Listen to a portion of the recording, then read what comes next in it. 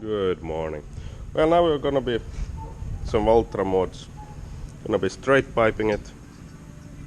Plus we're taking away this piece, making it a lot bigger and straight. And this pipe is going off the tractor because that small pipe sucks small particles and dirt from the air filter.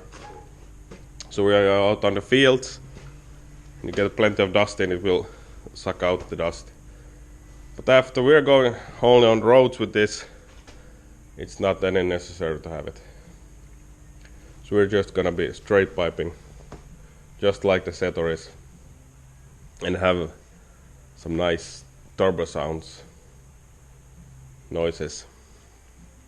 Plus I'm gonna make this pipe a little bit better because it's having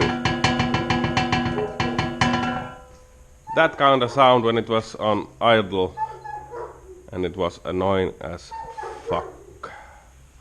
So yeah, I'm gonna be straight piping this, changing knives, welding chipper, and changing fuel pipes on this setter when we broke the second pipe.